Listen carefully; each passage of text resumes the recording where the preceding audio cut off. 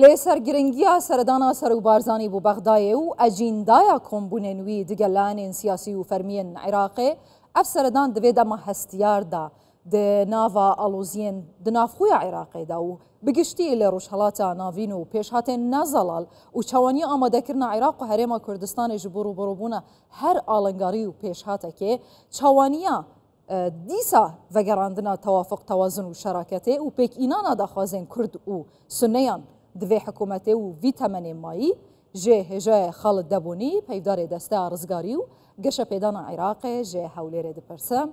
Hêjayê Xalid Debûnî tu bi xêr hatiye Kurdistan 24 serçava.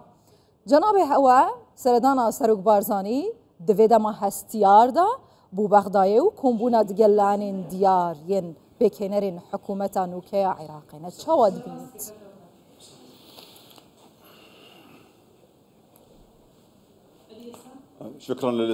زۆر سپاس بۆ میوانداریکردنم. من سەرکردم لە متحیدون نەک ناونیشانەکەم بە هەڵەوترا ئەو ناونیشانی پێشوم بکەیەوەتان بەڵێ گومانی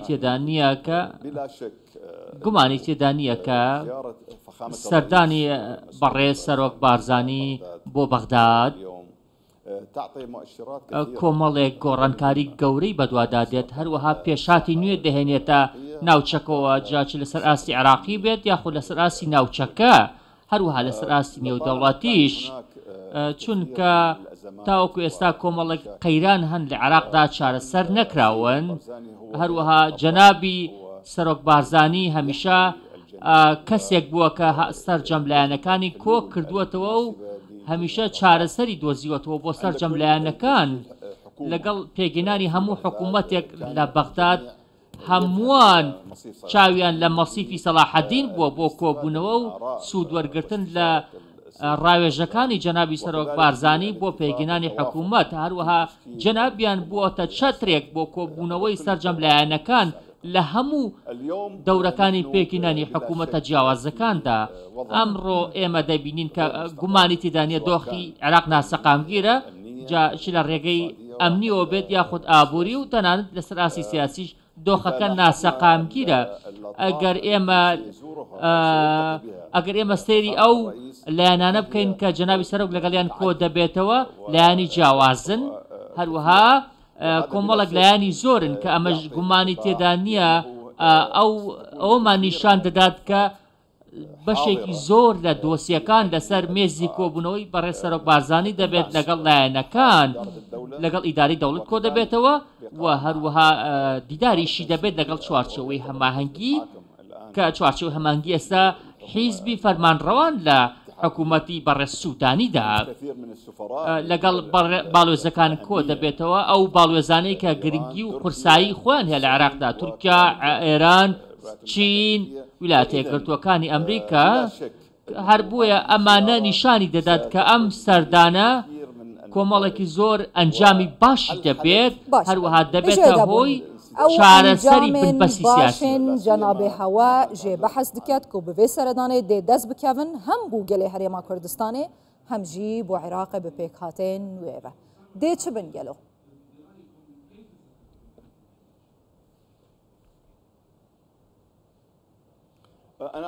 من بڕوام وایە کە جەنابیان ئەزمونێکی زۆر دوور و درێژیان هەیە لە چارەسەرکردنی کێشەکاندا هەروەها پەیوەندی زۆر فراوان و بەهێزیشیان هەیە لەگەڵ لایەنە سیاسیەکانی عێراق.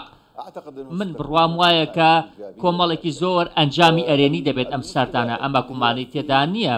ئێستا ئێمە دەبینین کێشەکان لە وردەکاریدایە هەموو هەندێک هەیە دەڵێ شەیتان لە وردەکاریدایە. پێم وایە کە هەموو لایەک یاخود هەموو پێکاتەکان لەگەڵ دیدگاکانی جەنابی سەرۆک بارزانی هاوڕا دەبن و ئێمەش لای خۆمانەوە هیواخوازین کە پلانەکان بچنە بواری جێبەجێکردنەوە. ڕاستیەکەیت پێ بڵێم کە بەشێکی زۆر لەو سەردانانەی لە ماوەکانی ڕابردوودا ئەنجام دراون بۆ نمونە جەنابیان پێش 6 ساڵ سەردانی بەغدای کرد دواتریش کۆمەڵێکی زۆر سەردانی دیکە هەرێمی کوردستانە بوون سەرۆکی هەرێم و سەرۆکی حکوومەتی هەرێم هەمیشە ڕێکەوتن کراوە لەم سەردانانەدا بەڵام کێشەکە ئەوەیە کە کەڵەکە بوون هەیە ڕێکەوتنەکان جێبەجێ ناکرێن بەغداد تا ڕادەیەک سیستی نیشانەداد لە جێبەجێکردنی ڕێکەوتنەکاندا ئێمە پێویستمان بە بەهێزکردنی بتمانەیە. ئەژای دەبوونی بێسستیا جەنابێ هەواژێت بێژیتن پشتی پرۆسە ئازادی عێراقی و ساڵە 2005 دەستوری عێراقێک و لەسەر بنەمای تەوافق و تەوازن و شەراکەتێ هاتیە نویساندن لێ حتا نوکە جەنابێ هەواژیت بێژیت نە دەستور و نە یاسا ناهێنە جێبەجێکردن. ئایا ئەف دەمە گونجایە ji bo جێبەجێکردنا دەستور و یاسای ئەو داخوازên bi taybetî pêkhateyên serekeyên Iraqê ji Kurda û Sunneyan ji piraniya Şîa hên li Iraqê bihêne cêbejêkirin؟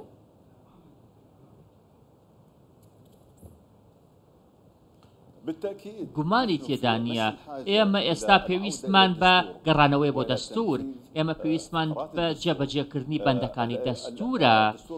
دەستور زامنکەر و دەستەبەرکەری سەرەکی بەردەوامی پرۆسی سیاسیە لە عێراقدا. دەستور دەستەبەری مافی سەرجەم پێکاتەکان دەکات.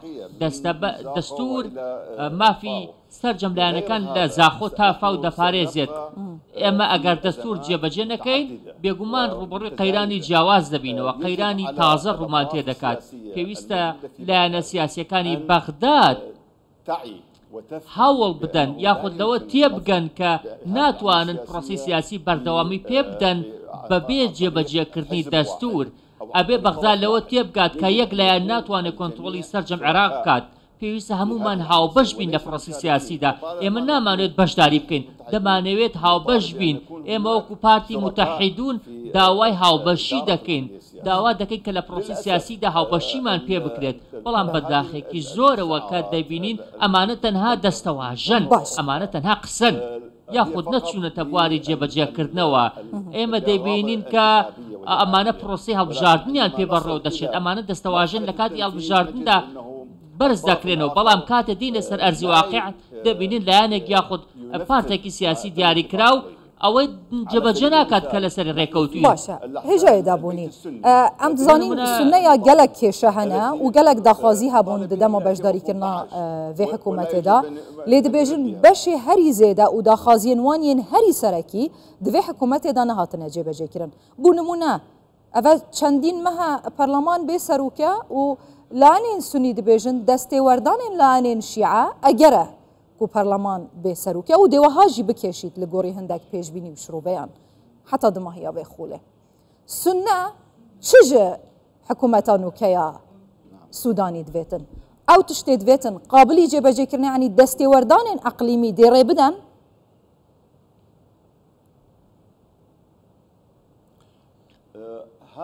بەڵێ ئەم داوایانەی کە سنە هەمانە ئێستا وای لاتووە ینی وەکو چوەت بە هەوادا. ئێمە لە 2003ەوە لە 2008ەوە لە 2009ەوە کە حکوومەتی یەک لە دوای یەک دروست بووە ئێمە داوامان کردووە، داواکانمان چەسپاو بوون، داواکانمان جێگیر بووە، هەمیشە هەمان داوا دەکەینەوە ینی جێبەجێ ناکراون. داوا دەکەین کە ئاوارەکان بگەڕێنەوە، داوا دەکەین قەرەبوو بکرێنەوە، داوا دەکەین کە هاوسەنگی هەبێت لە پرۆسی سیاسیدا. بەڵام هەمیشە و هەمیشە یەک قسە دووبارە دەکەینەوە، هەمیشەش بەڵێنمان پێدەدرێت بە جێبەجێکردنی ئەم داوایانە. بەڵام کاتێک تێدە سەرباری واقع ئێمە هیچ شتێک بەدەست ناهێنین. ئێمە تەنانە بچووکترین داواکاریشمان جێبەجێ نەکراوە لە پرۆسی سیاسیدا. حکوومەتی بەڕێز سوودانی من بڕوام وایە کە هەماهەنگی کارە یاخود وەڵام دەرەوەیە بۆ داواکاریەکانی کورد و سونە. پێم وایە کە بەڕێز سوودانی جۆرێک لە جۆرەکان ویستێکی هەیە بۆ چارەسەرکردنی کێشەکان. بەڵام لایەنە سیاسیەکانی دیکە کە لە پشتی پەردەوان، لایەنە سیاسیەکانی ناو چوارچەوەی هەماهەنگی نایەنەوێت جەنابی سوودانی سەرکەوتوو بێت، نایەنەوێت کە داواکاریەکانی کورد و سنە جێبەجێ بکرێت. کۆمەڵێک هێز هەندێک ناو چوارچەوەی هەماهەنگی لە پشتی پەردەوە کار دەکەن، ینی دەیانەوێت ڕێکەوتنەکان جێبەجێ بکرێت، دەیانەوێت دەست بگرن بە دەسەڵاتەوە بۆ کەسی دیکەی چۆڵ نەکەن، دەیانەوێت کە سیستەمی حکومڕانی لە عێراقدا بە یەک حیزبی بێت کە ئەمەش مەترسی جدی دروست دەکات. ئەمە شتێکی ڕوونە کە ئەم سیستەمە دروست نییە، ناتەن دروستە. بەردەوامیدان بە پرۆسی سیاسی بەم شێوەیە ترسناکە. هەر لەبەر ئەوە هیوادارین سەردانی جەنابی سەرۆک بارزانی بۆ بەغدا و دیدارەکانی لەگەڵ لایەنە سیاسیەکانی عێراق بە تایبەتی لایەنە سیاسی شیعەکان تیان بگەێنێت کە حکومڕانی بە یەک حیزب ناکرێت هیوادارم سەرۆک بارزانی تیان بگەێنێت کە بەڵێنەکان جێبەجێ بکەن.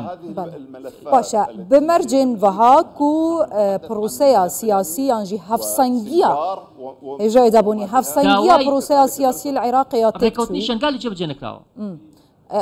هەفسەنگیە سیاسی لە عێراقیا تێکچووی و لاانێ سونە هین بینن و دنیایەکە گلە و گازندا و داخوازیایەت هەین و هین بێئومێدیەک ژی بەهەوە دیارە کو هین چاوەڕێ ناکەن ئەفلانین کو هین بێژن پشتی پەردێنە بهێلن ئەفریکەفتنە بهێنن جێبەجێکردن.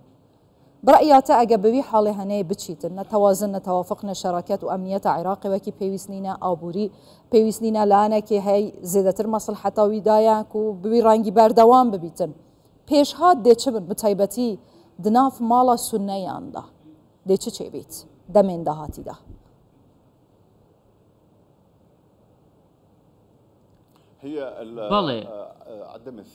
بەڵێ نەبوونی متمانە ڕوو دەدات. من لە هەمان کەناڵدا پێشتر قسەم کردووە کە کێشەی یەکەممان نەبوونی متمانەیە لە نێوان لایەنە سیاسیەکانی عێراقدا جا لە نێوان کورد و سونە و شیعە یاخود لایەنە سیاسیەکانی دیکەش. ئێستا شیعەکان حاکمی وڵاتن بۆیە بەرپرسیارەتی ئەویان لەسەر شانێکە هاوبەشەکانیان ڕازی بکەن بەڵام بەداخەوە وەکو ئاماژەم پێدا تاوەکو ئێستا لایەنە شیعەکان هێزە باڵادەستە شیعەکانی ناو چوارچێوەی هەماهەنگی نایانەوێت حکوومەتەکەی سوودانی سەرکەوتوو بێت نایانەوێت شەراکەت و هاوبەشی جێبەجێ بکرێت. ئێمە پێویستمان بەوەیە کە لایەنە سیاسیەکان ئوسلوبی خۆیان بگۆڕن شێوازی مامەڵەکردنی خۆیان بگۆڕن بکرێنەوە بەڕوو یەکتردا بڕوایان بە هاوبەشی هەبێت لە بەڕێوەبردننی وڵاتدا. باشە هێژە خەڵک دەبوونیم لە پرسا منە دماهی ئەڤە بیتن بە بەردەوامیە ڤی ڕەنگی ڕەفتارێ و دەسەڵاتیە پرانی یانژی سەپاندنە بڕیارێن پرانی و داخوازێن پرانی لە عێراقێ چ مەترسی لەسەر هەیکەلی فیدرالیەتێ لە عێراقی هەیە دێ هەبیت. من بڕوام وان نییە کە فیدراڵی لە عێراقدا هەبێت. فیدراڵی تەنها لە دەستورە هەبێت. ینی فیدراڵی تەنها شتێکە لە دەستوردا ئاماژەی پێکراوە بەڵام لەسەر ئەرزی واقع کەمترین هەنگاوی بۆندراوە بۆ جێبەجێکردنی. من پێم وایە کە ئێستا دەستور بە شێوەیەکی ڕوون پێشێل کراوە دەستور خراوەتە ژێر پێ دەستور حسابی بۆ ناکرێت لە کاتێکدا دەستور تاکە دەستەبەرکەری مافی سەرجەم پێکاتەکانە ئەگەر ئێمە پیش لە دەستور بکەین وەکو ئەو ئێستا دەیکەین دەبێتە هۆی شکستهێنانی پرۆسی سیاسی دەبێتە هۆی دروستبوونی ئاژاوە خوا پەناماندات. پێم وایە کە سیستەمی ئیداری فیدراڵی لەسەر چی بنیادنراوە لەسەر دروستبوونی هەرێمەکان بنیادنراوە بەڵام دەبینین ئەمە لە عێراقدا نییە دەبینین دروستبوونی هەرێم دروستبوونی بناغەکانی فیدراڵی تەنها قسەن یاخود لەسەر ببی حاڵێ هەی ممکنە دیسە سونە ئێک بگرن و ئەف پەرتەوازیە چێبووی نەمینیتن و دووبارە بڤی حاڵێ هەیی یەجانە بە هەوەش بێژی فیدرالیەت نینەترێت دەستورێدا داخوازە هەرێمێن سەر بەخۆ بکەن.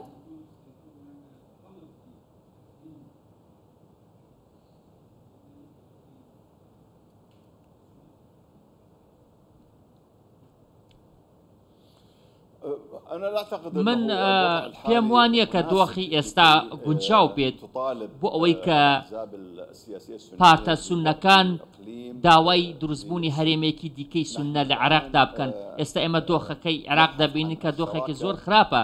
ئەوەی ئێستا ئێمە بە دوایەوەین هاوبەشێکی ڕاستەقینەیە لە پرۆسی سیاسیدا ئەوەی ئێمە دەمانەوێت هاوبەشێکی ڕاستەقینەیە لە بەغدا.